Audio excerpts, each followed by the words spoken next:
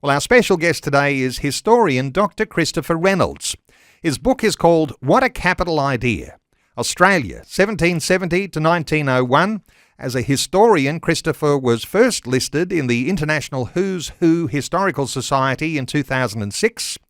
He's published in politics, in business and education. He's been a school teacher, a university professor, business manager and political strategist.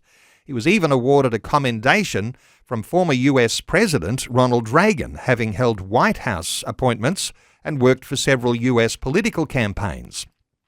In Australia, Christopher Reynolds has held positions including the Executive Officer for the New South Wales Minister for Public Works and was Executive Director for the World Trade Centre in Sydney. Christopher, a special welcome back to 2020. Thank you very much.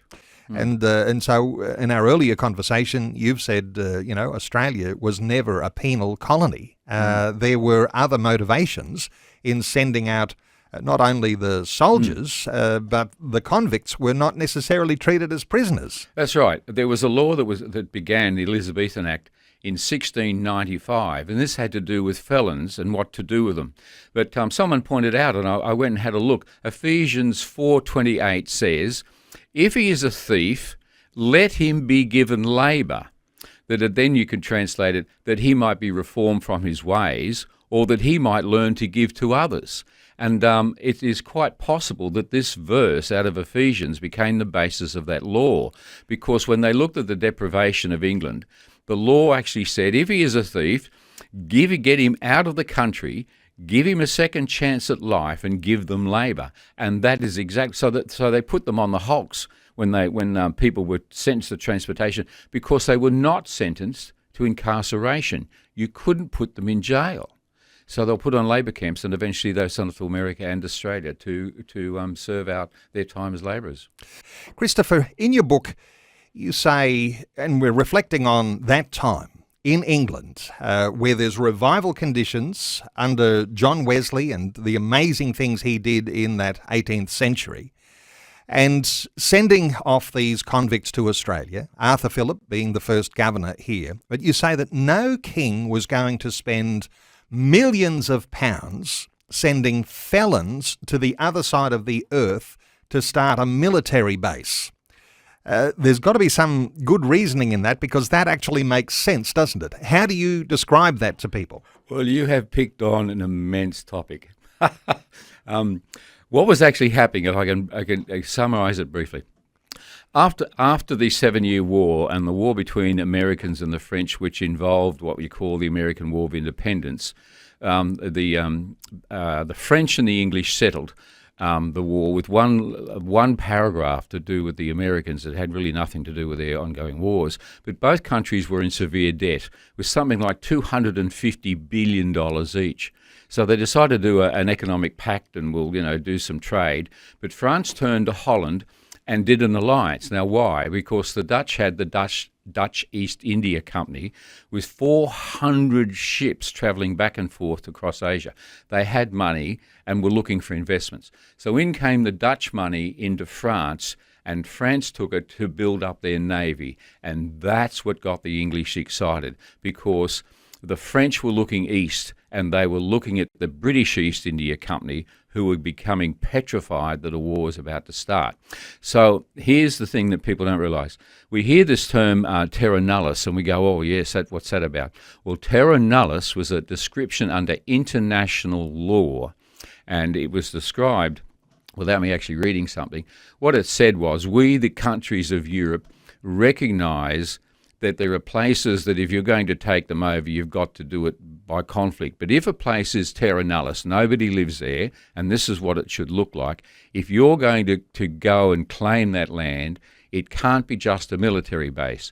You have to settle it, and you have to work that land for it to be recognised. So again, it wasn't any good for England to send down a few battleships to take on the French and La Perouse and splinter a few ships. It wasn't any good for them to set up a military base. They had to form a colony.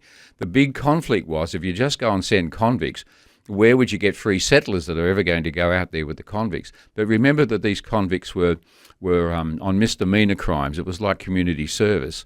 And so that was the decision to be made. So it was actually to do with forming a settlement. Let me even jump context. The context of the world, the Western European world, was the Industrial Revolution. What was the British East India about? An extension of the Industrial Revolution, resources. Today, why are we in China? The Industrial Revolution, cheaper manufacture. It's still going on. Well, in 1788, it was Australia's turn. So the Industrial Revolution with this colony had arrived. The Industrial Revolution arrives on our shores in 1788. The French were sniffing around for a site for a future colony themselves. Mm-hmm. As you say, there was some negotiations going on, and a little bit of controversial, putting there's a letter or a deal between the French and the Dutch, I think you said. Yeah, an alliance. Yeah. An alliance. Mm. So when convicts were sent to our shores in Australia, they were not here to be a prison, but to be a labour force. Exactly. A labour force. Exactly right. And Phillip was given permission to let them free as soon as possible. So even when these gentlemen sat around in Pitt's lounge room, which is where I got the idea, what a capital idea, they sat around and they thought, we could start a colony, we'll send them all out. And of course, well, don't give them any money. They can't steal it, any money. We'll give them some land. That seems to be the big problem. And food and they can take their families, and of course, they can work and let them have jobs. So if he's a butcher, let him open a butcher shop, And it was just went on, and I read this conversation, and of course I could just hear somebody saying, "Oh, what a capital idea!" And I thought that's the title of the book. It was a capital idea for him to go off. And so by the time Arthur Phillip left, after just 4 years, 85% of the people, the felons that had come out with him, were free. 85% within 5 years. They didn't serve 7 years or 14 years. He just said, well, go and do what you like. And it's not as though the British government didn't know that there were Aboriginal people here. Mm. And I wonder whether you've got any reflection from your own study here onto what sort of attitude the British were to have toward the Aboriginal people, because, start to put in words like invasion in there, and sometimes those can change the way we think about things. What are your thoughts here for care for Aborigines? Now, remember the number of people who've been here. Let's say 50 explorers, and the work of William Dampier and Cook were all published and read and known. So when they talked about the people being primitive, it was another word to put it, was uncivilized in terms of their own category of civilization. So if you're going to invade a country, let's say you're the Roman Empire, you just walk in and sort of slaughter everyone that gave you any trouble. And maybe in the Second World War, the Japanese forces would have done the same, of course. But when the English came, it was a totally different Christian attitude. Let me read something from this Letters Patent, which is the foundation document for our political and social system. The King writes, "You are to endeavour by every possible means to open an intercourse with the natives and to conciliate their affections, enjoining all our subjects to live in amity and kindness with them. And if any one of our subjects shall wantonly destroy them or give them any unnecessary interruption in the exercise of their several occupations, it is our will and pleasure that you do cause such offenders to be brought to punishment according to the degree of the offence.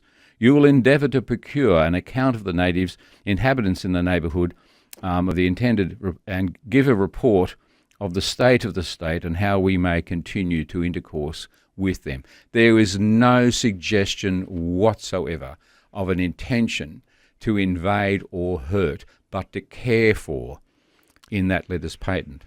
So as the colonies grew, the government was to identify the needs and to provide for the Aboriginal people. That might have all sorts of things that might come to mind for people now. Thanks so much for joining us on 2020. An absolute pleasure.